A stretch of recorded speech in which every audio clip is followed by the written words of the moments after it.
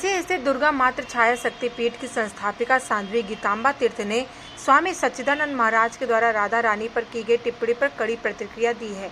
इस दौरान उन्होंने कहा है कि उनको सनातन संस्कृति, वेद, उपनिषद का ज्ञान तक नहीं है। पहले वो धर्म ग्रंथों को अच्छी तरीके से पढ़े, उसके बाद देवी देवताओं पर टिप्पणी करे। इस दौरान उन्होंने ये भी कहा कि कथित फर्जी सन्यासी पर हम कानूनी कार्रवाई भी कराएंगे।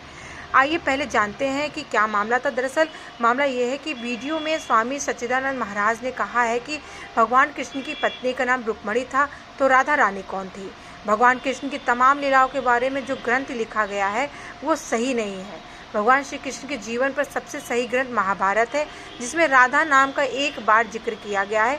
इस दौरान उन्होंने कहा कि विष्णु पुराण में भी राधा का नाम का कोई जिक्र नहीं हुआ है। हरिवंश पुराण में भी राधा रानी की कोई चर्चा नहीं है। भागवत गीता पर सवाल उठाते हुए उन्होंने ये भी कहा कि ये भागवत गीता भगवान कृष्ण को बदनाम करने के लिए लिखा गया है। और ये वीडियो सोशल मीडिया पर काफ़ी तेज़ी से वायरल भी हुआ था।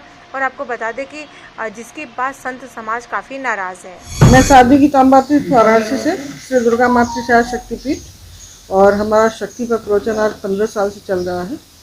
और शक्ति का जो विवेचना हुआ है उस हिसाब से हम कन्या भ्रूण हत्या में भी काम करते हैं। मतलब हमारा 25 साल से ये भी चल रहा है कि कन्या भ्रूण हत्या बंद है। हमारे बहुत से शिष्य ऐसे हैं जिनके यहाँ सिर्फ कन्याएं हैं। लेकिन कल हमारे एक शिष्य ने हमें एक यूट्यूब से कुछ भेजा, तो उसमें एक कोई सच्चिदानंद स्वामी जी हैं, दयानंद सरस्वती के संप्रदाय के, आर्य समाज के हैं।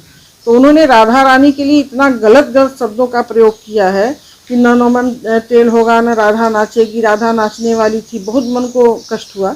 दूसरा, उन्होंने ये बोला कि भगवान श्री कृष्ण 16,050 लड़कियों से शादी किए, वो ले दे करके इश्क मिजाजी थे। ऐसा गंदा गंदा शब्दों का उसने यूज किया है। उसको ये नहीं पता है कि भगवान श्री कृष्ण 11 साल के छोटे से उम्र में कंस को मारे थे, और उसके पहले उन्होंने अपने कंची अंगुली पर गिरवर को उठाया था। उसके पहले उन्होंने कालिया मर्दन किया था। उसके पहले उनकी रासलीला हो चुकी थी। उसके बाद उनका राधा से कोई मिलन हुआ ही नहीं, क्योंकि कंस को मारने के बाद भगवान श्री कृष्ण संदीपनी आश्रम चले गए थे पढ़ाई करने।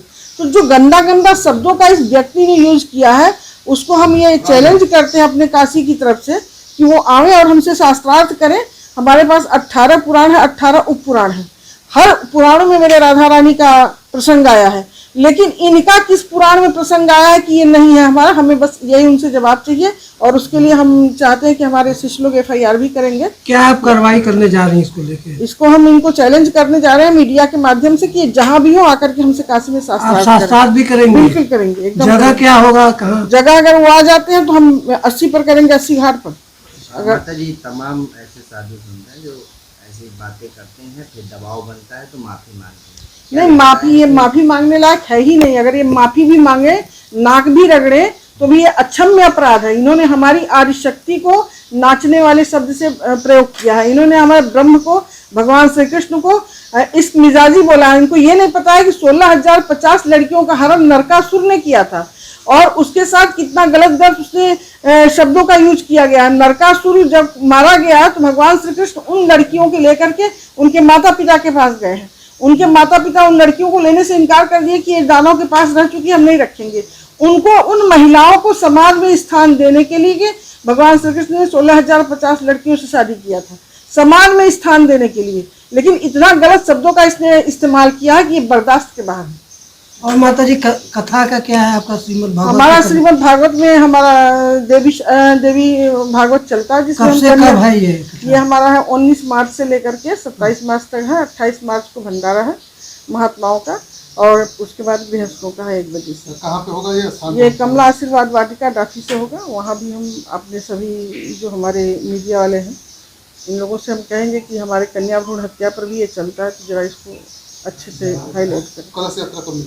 19 मार्च को शाम 4 बजे।